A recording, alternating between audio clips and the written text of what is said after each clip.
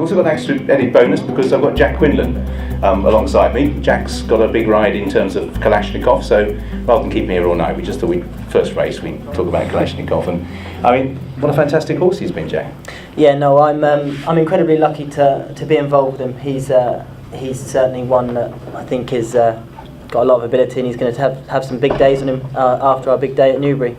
We'll chat about the Supreme in a minute, but sort of you're obviously associated with Amy's yard and have been with this horse right from the word go. So when did he first come to sort of the yard's attention that he might just be something a little bit out of the ordinary? He was Amy's father bought him as a foal after having bought his older sister Elaine, who was doing well with Charlie Longton at the time.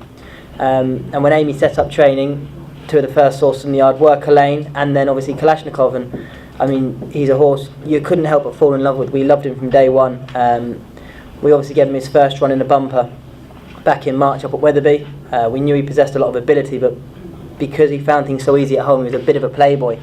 So we didn't know how streetwise he'd be, but he was very good that day, knuckling down well in the last furlong and pulling right away. And he's done nothing but improve since. And that's steady progression. He beat one of Emma Lavell's at Doncaster, but then we got to the Tolworth, which obviously was a big day for the yard, and it was desperate ground, and his trademark had been to that point that he, as you say, he seems to be able to do anything so easily, but it became apparent from quite an early stage that ground was something he hadn't encountered before. Yeah, he's a good action horse. He's bi-cannon easy, which normally want better ground. So we were concerned about the heavy at Sandown, and Sandown heavy is as bad as you'd get anywhere.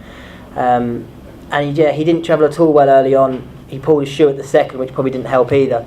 But to his credit, he was very, very tough and very game, and he galloped all the way to the line to still finish second which was it was my first competitive ride in a graded race. So a little bit disappointed not to come away with a win, but delighted at how he performed under those circumstances. Yeah, because going out on that, we were only jumped to by the time you turned away at Sandown. Going out on that, you were already, I won't say unhappy, but far more active than you'd ever been on him before. And the perception at that stage might be that you could be beaten outside if he's not handling the ground at all. Yeah, no, I would say I was very unhappy heading out away from the stands, and knowing him so well and knowing the ability he does have. If halfway down the back, I'm thinking if we drop away here, I'd be easy on him and pull him up, because there's going to be plenty more days in him. And like I say, it was to his credit and his bravery that he just kept plugging away and kept finding a little bit more for me to finish second. And that's when you begin to think he might be a really good horse, I suppose, because if he's got some sort of natural ability, but then he manages to couple with actually wanting to do it when conditions get a bit tough, because obviously you must have been cursing the rain that was falling at Newbury on the morning of the Betfair Hurdle, because you're potentially well handicapped. It's a race that's gone well to young inexperienced horses, but you were getting ground that was beginning to head towards how it had been at Sandown.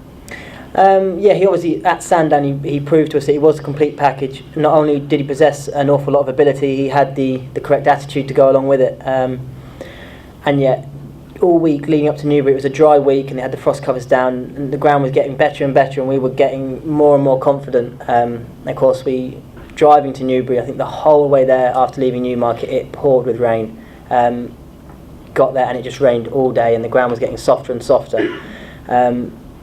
And I'd have called Newbury, I'd have called it heavy, but it's a different type of heavy to Sandown. It's much wetter, looser ground. They can get through it that bit better. But I think the heavy ground at Sandown came as a real shock to him. He was just a little bit better equipped to handle it, having had experience on it at Newbury. But he's a horse that's improved with every single run. He'd improved a hell of a lot. He was a much better horse at Newbury than he was at Sandown. Big day for you, big day for the yard.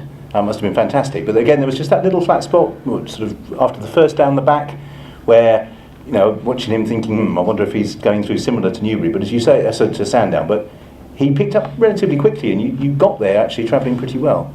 Yeah, I think I was niggling him going past the winning post after only jumping one hurdle. And all the way down the back, it was probably his jumping. He is a very good jumper. He was great at his hurdles that day, and so he was just able to get a breath in after every hurdle.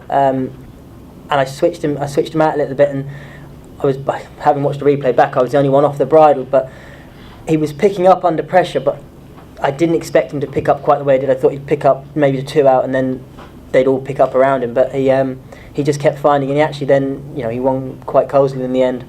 It's a great photo finish. Have you got a copy of it?